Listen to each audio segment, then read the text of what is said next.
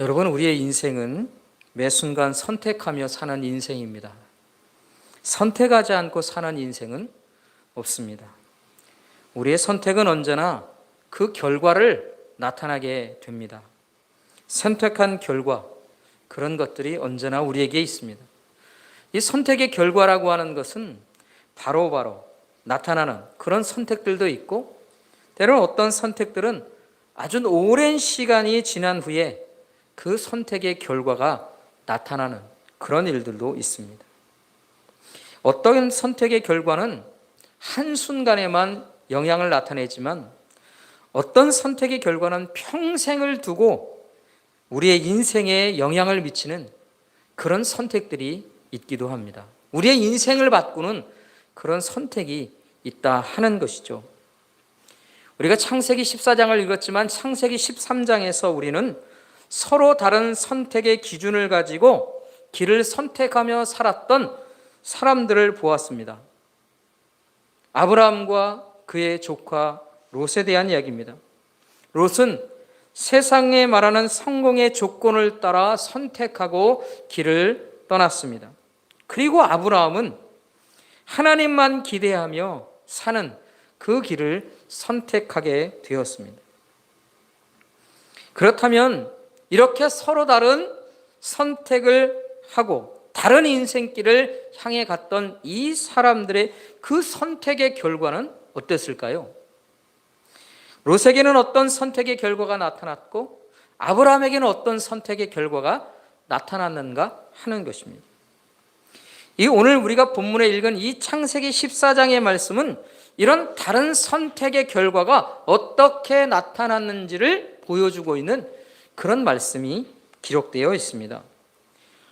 우리가 롯을 생각해 볼 때 롯은 처음에 선택하여 간 곳은 소알이라고 하는 곳입니다. 그곳에서 좀 더 내려가서 소돔이라고 하는 곳까지 내려가게 됩니다. 그가 선택했던 이 땅에서 그는 어떤 선택의 결과를 얻게 되었을까요? 13장 이후로 이 14장에서 조카 롯이 처음으로 언급되는 것이 12절의 말씀입니다. 오늘 우리가 14절부터 읽었지만 17절부터 읽었지만 12절 말씀은 이렇게 기록하고 있어요. 소돔에 거주하는 아브라함의 조카 롯도 사로잡고 그 재물까지 노력하여 갔더라. 롯이 지금 어떻게 되었습니까? 사로잡혔습니다. 자신이 가지고 있던 재산을 빼앗겠다는 말입니다. 모든 것을 빼앗겼습니다. 심지어는 사로잡히기까지 하여 포로로 끌려갔다는 말입니다. 완벽한 인생의 조건을 선택했던 롯, 그 길을 살았지만 결국 그는 어떤 인생이 된 것입니까? 빼앗기는 인생이 된 거예요. 왜 이런 일이 일어났는가? 그것은 이 땅에 전쟁이 일어났기 때문에 일어난 일입니다.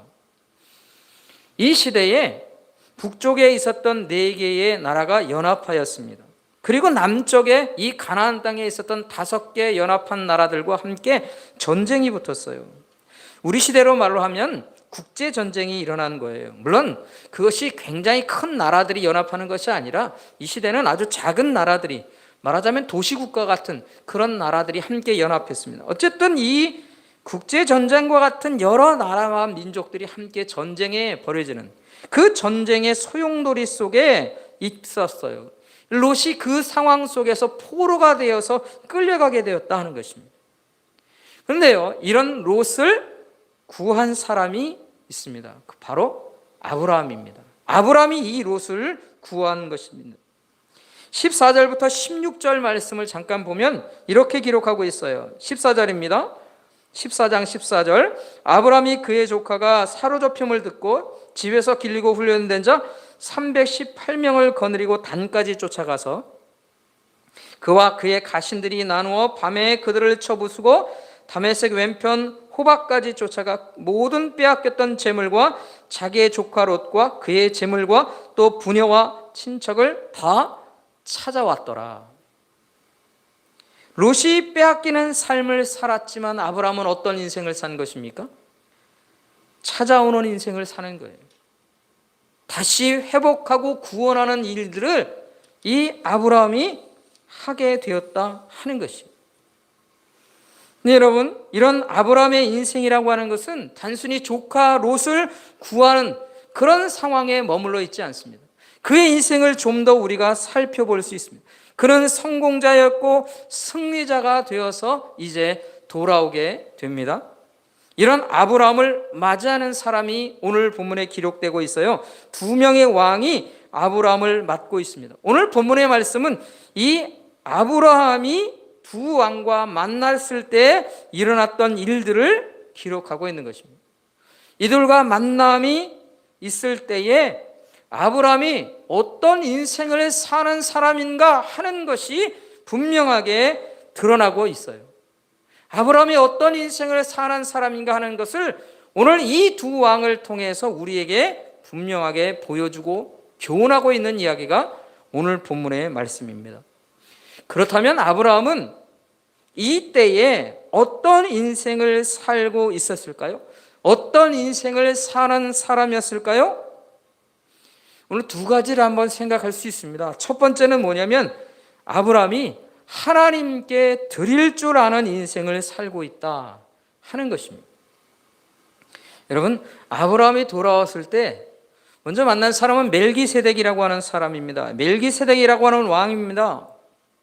18절에 보면 그는 살렘 왕이다 이렇게 설명을 하고 있어요. 학자들은 이곳이 예루살렘을 말한다 그렇게 평가하는 사람, 주장하는 사람들도 있습니다. 이 멜기세덱이 아브라함을 만나기 위해 떡과 포도주를 가지고 나와서 아브라함을 맞이합니다. 그리고 이 아브라함에게 축복을 합니다. 어떻게 축복을 하는가? 19절과 20절 말씀을 우리 같이 한번 함께 읽어보겠습니다. 함께 읽어보겠습니다. 함께 합니다. 그가 아브라함에게 축복하여 이르되 천지의 주제시요 지극히 높으신 하나님이여 아브라함에게 복을 주옵소서. 너희 대적을 내 손에 붙이신 지극히 높으신 하나님을 찬송하리로다 하며 아브라함이 그 얻은 것에서 10분의 1을 멜기세덱에게 주었다 이렇게 기록합니다. 뒤에 부분을 우리가 조금 떨어뜨려 놓는다면 19절 말씀에서 보면 이 멜기세덱이 뭐라고 하느냐면 천지의 주제이신 하나님께서 아브라함에게 복을 주시기를 축복합니다. 그리고 20절 말씀에서는 아브라함에게 지극히 높으신 하나님을 찬송하라 이렇게 말하고 있어요.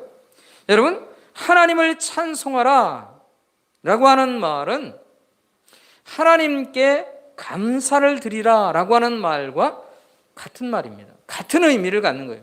우리가 찬송을 하게 되는 것은 하나님께 대한 은혜의 감사로 드리는 것이죠. 그래서 찬송과 감사라고 하는 말은 떨어지는 것이 아니에요. 그러니까 이 감사라고 하는 말로 표현한다면 그러면 이 멜기세덱이 아브라함에게 감사하라 이렇게 말하고 있는데 뭐에 대해서 감사라는 것입니까? 그 감사의 이유가 뭐냐? 그것은 대적을 내 손에 붙이신 지극히 높으신 하나님께 감사라 이렇게 말한다는 것입니다. 여러분, 멜기세덱의 이 말이 옳은 말입니까? 이 멜기세덱의 말을 들은 이후에 아브라함이 한 일이 있어요. 그가 멜기세덱에게 11조를 드렸다는 거예요. 그가 얻은 것에서 11조를 멜기세덱에게 드립니다. 왜 11조를 멜기세덱에게 드렸는가? 히브리서에 보면 이 멜기세덱은 제사장이기도 하고 하는 그런 부분들이 있기 때문에 그 제사장에게 드리는 왕이고 제사장에게 드리는 그런 의미로 드렸을 거예요. 그런데 11조를 멜기세덱에게 드렸다라고 하는 말은 무슨 말입니까? 멜기세덱의 말을 뭐하고 있다는 거예요? 인정한다는 거예요. 나도 그렇게 생각합니다. 그것을 동의하는 거예요. 그 말이 옳다고 하는 것을 인정하는 것입니다. 그리고 그 고백으로 그가 드리는 것은 11조를 드리는 거예요. 여러분, 아브라함이 포로되었던 롯을 조카를 구해서 돌아옵니다. 어떻게 구한 겁니까? 우리가 14장 14절 말씀을 보면서 아는 것은 집에서 길리고 훈련되었던 318명을 거느리고 단까지 쫓아가서 이 롯을 구했어요. 여러분, 이게 대단한 일인 것 같은데 한번 깊이 생각해 볼 일이 있습니다. 여러분, 지금 현재 어떤 상황에서 아브라함이 이 롯을 구하는 것입니까? 지금은요, 여러 나라가 함께 연합군을 이루어서 싸우고 있는 상황이었어요. 물론 한 나라가 패했으니까, 한 연합이 패했으니까 그것을 포로되어 끌고 갔겠죠. 그러면 나머지 연합해서 승리했던 그 나라의 세력이 있는 상황이에요. 그런 전쟁의 상황 속에서 아브라함은 318명의 가신을 거느리고 가서 그들을 제압하고 롯을 구해야 합니다. 가능한 일일까요? 성경에 기록되어 있으니 그냥 묻지 말고 믿기만 하면 되는 일입니까? 이걸 한번 자세히 생각해 보세요. 여러분, 이 일이 이루어지려면 아브라함 손자의 힘으로 되는 일이냐는 거예요. 이게 가능하려면 누군가 도와줘야 되지 않겠습니까?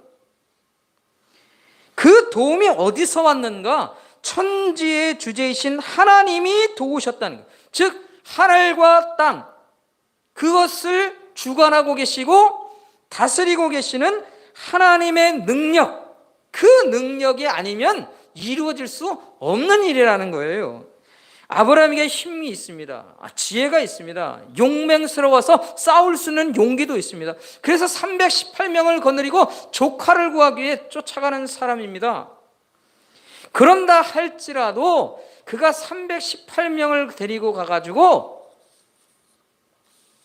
조카 롯을 구할 수 있는 게 아니라는 거예요. 이건 하나님의 기적과 같은 능력과 도움의 손길이 아니면 가능할 수 있는 일이 아니라는 거예요. 아브라함이 지금 승리를 얻어서 조카 롯을 데리고 많은 것을 빼앗아서 지금 돌아오고 있지만 기분이 업되어서 즐겁고 무엇인가 자신감에 넘치고 자랑하고 싶지만 실제로 이 일을 이룬 것은 누구냐 할 때 하나님이 아니면 안 된다는 겁니다.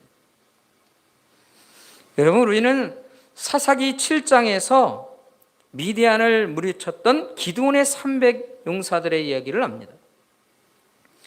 기드온이 300명의 군사로 미디안 군단을 물리쳤습니다. 이 기드온의 300 군사로 무려 10만 명 넘는 그런 대군을 물리친 이야기예요. 우리가 이런 이야기를 읽을 때 우리는 어떻습니까? 인간으로서는요, 이게 너무나 놀라운 일이에요. 기적과 같은 일이죠. 인간의 능력으로는 가능한 일이 아닌 거예요. 하나님의 능력이 일으키시지 않으면 가능할 수 없는 일입니다. 하나님의 도움이 아니면 이룰 수 없는 이야기다 하는 것이에요. 여러분, 그렇다면 아브라함이 거둔 승리는 어떻습니까? 이것과 다른 것일까요? 그가 승리를 얻고 돌아오지만 천지의 주제이신 하나님께서 도움이 없었다면 이건 가능하지 않은 거예요. 이걸 누가 인정합니까? 아브라함이 그것을 인정하는 거예요. 그 말을 듣고 그렇습니다. 하나님께서 내게 승리를 주셨습니다. 내 능력이 아닙니다. 모든 것이 하나님의 은혜일 뿐입니다. 하나님의 도우심 때문에 내가 승리를 얻었고 조카도 데려오고 모든 것들을 얻게 되었습니다. 그리고 하나님께 그것을 인정하고 감사로 고백하는 거예요. 그 고백을 무엇으로? 11조로 표현하는 거예요. 그래서 이 아브라함이 드린 11조는 감사의 고백으로 드린 예물이다 하는 것입니다. 그렇게 아브라함이 하나님께 드리고 있는 거예요. 근데 우리 한번 생각해 보시죠. 이 11조라고 하는 말이 참 우리에게 들려지는 의미가 있습니다. 이 감사의 고백으로 드리는 11조, 하나님께 드립니다. 우리도 그렇게 드리고 있습니다. 우리가 드리고 있는 이 11조, 이 말씀 속에서 사람들은 곧잘 11조에 대한 생각을 합니다. 11조가 그것이 눈에 확 들어오는 것처럼 생각합니다.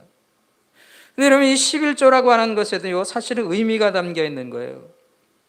11조 그러면 10개 중에 한 가지입니다. 그러니까 하나님께 하나 드리고 나머지 9개 내가 쓴다. 그런 말로 보통 생각을 합니다. 그러나 여러분, 11조는 그런 말이 아니에요.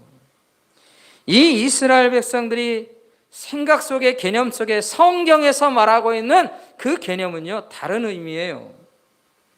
이스라엘 백성들이 출애굽할 때를 생각해 봅니다. 그때 하나님께서 10가지 재앙을 애굽 땅에 내리셨어요. 그 10가지 재앙 중에서 마지막 재앙이 뭡니까? 장자에 대한 재앙이에요. 애굽에 있는 모든 가정의 장자, 모든 가축들의 첫 번째 새끼, 그게 다 죽는 겁니다. 근데 여러분, 왜 장자를 죽입니까? 왜 하나님이 장자를 죽이시고 첫 번째 새끼를 죽일까요?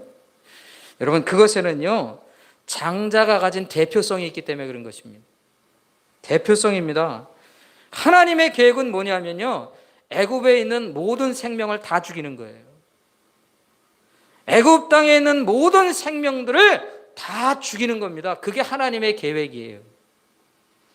애굽에 있는 모든 사람들, 모든 가축들 다 죽는 겁니다. 그런데 그 모든 생명들에서 다 죽는다라고 하는 표현으로 하나님이 하신 일이 뭐냐면요, 그 대표성을 가진 그 가정의 대표, 그 가축의 대표, 장자를 죽이시는 거예요. 이렇게 하면 뭘 하십니까? 다 죽었다는 겁니다. 그 애굽의 생명이 다 죽은 거예요. 그런데 이스라엘 백성들은 살아남습니다. 왜습니까?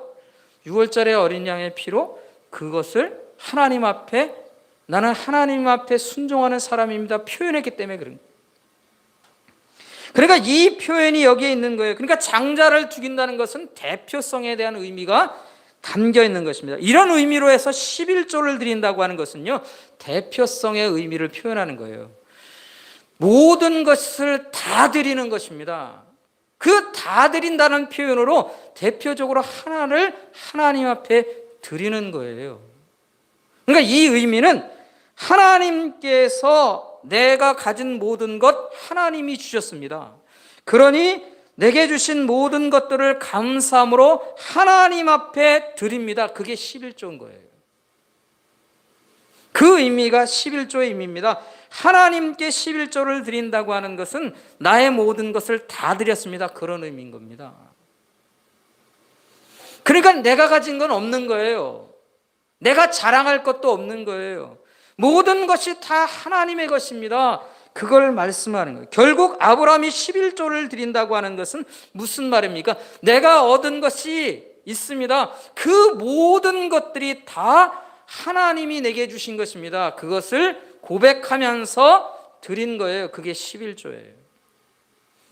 아비멜렉, 이 멜기세덱에게 그 모든 것들을 다 바친 겁니다. 하나님이 주셨기에, 하나님께서 내게 승리하게 하셨기에. 여러분, 아브라함이 가지고 있는 고백 318명의 군사뿐이에요. 그 군사로 어떻게 이런 놀라운 승리를 얻게 할 수 있겠습니까? 하나님이 하신 일이란 말입니다. 그걸 고백하는 거예요. 인정하고 고백하면서 하나님께 드린 겁니다. 그래서 이 말씀 속에서 가장 우리에게 크게 다가오는 것은 하나님께 인정하며 사는 영혼이 된다는 것입니다. 아브라함은요, 하나님으로 인해 승리하는 이 승리자의 인생을 사는 것을 고백하며 사는 인생입니다. 그 고백으로 하나님께 드릴 줄도 아는 거예요. 그 인정하는 것으로 인해 하나님께 드리며 사는 인생이 되었다는 것입니다. 여러분, 아브라함은 어떤 인생을 살고 있습니까? 하나님 앞에 성숙한 인생을 사는 거예요. 과거 애굽 땅으로 내려가서 그 생명 부지하기 위해 자기 아내까지 누이라고 속였던, 그렇게 해서 살고자 했던 그 아브라함의 모습이 아닌 거예요.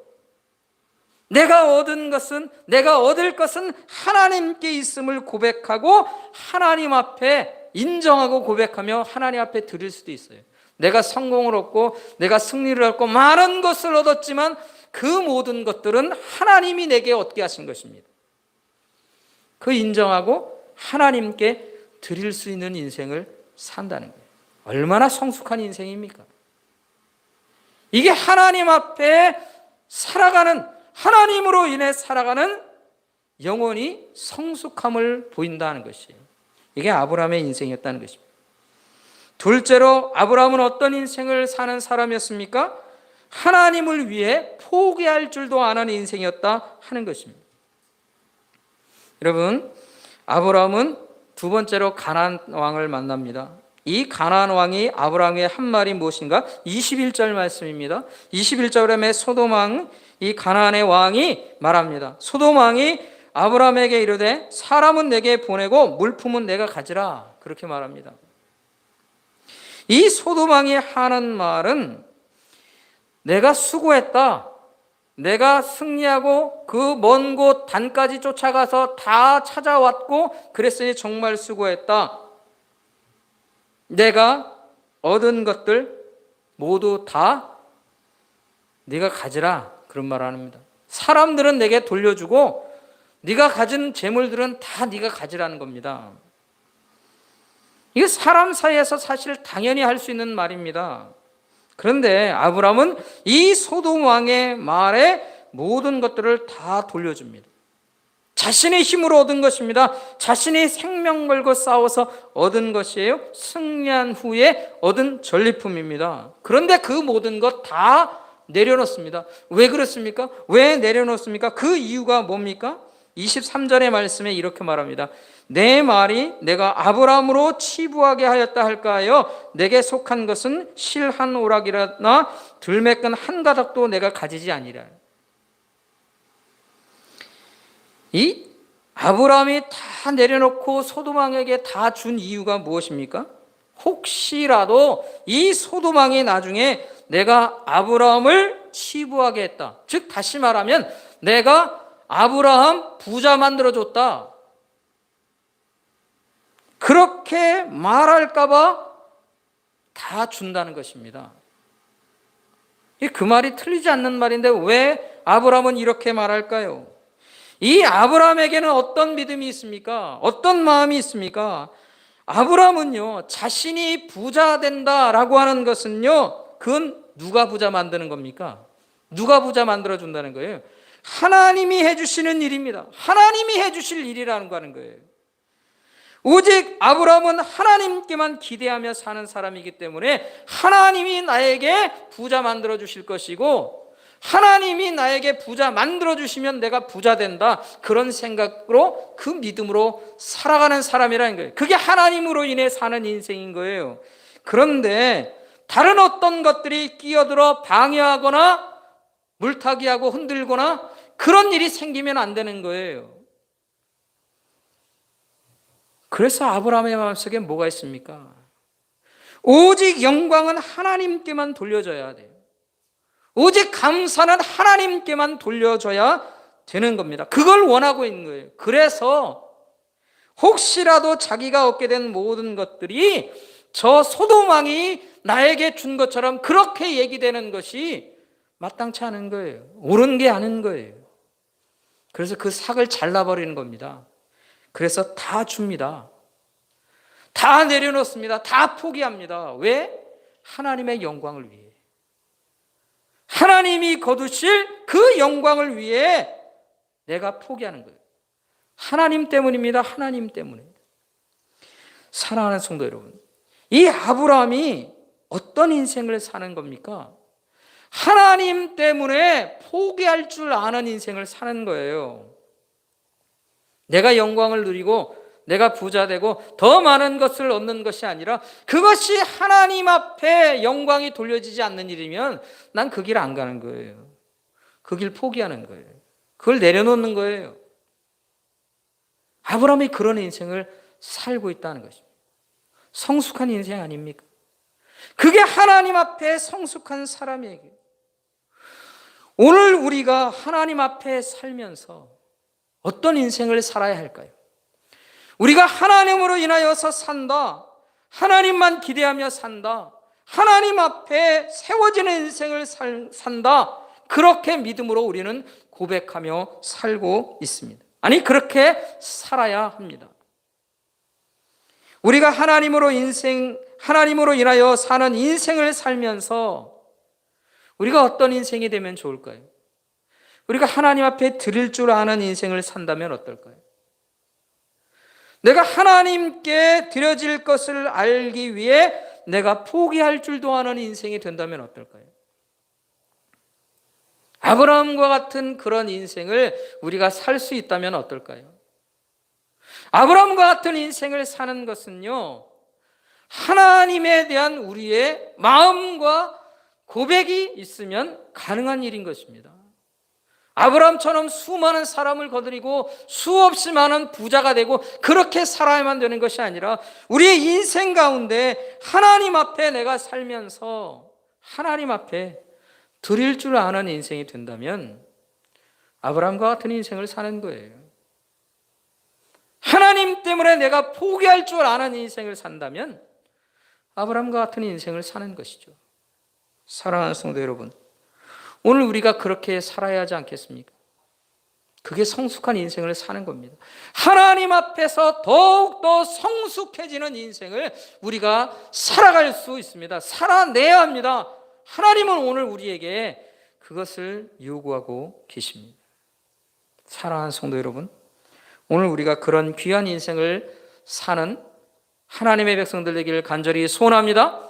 우리가 하나님 앞에 드릴 줄도 알고 포기할 줄도 아는 그런 성숙한 인생을 사는 귀하고 귀한 하나님의 백성들로 사는 저와 여러분이 되기를 주의 이름으로 축원합니다. 축원합니다. 기도하겠습니다. 아버지 하나님,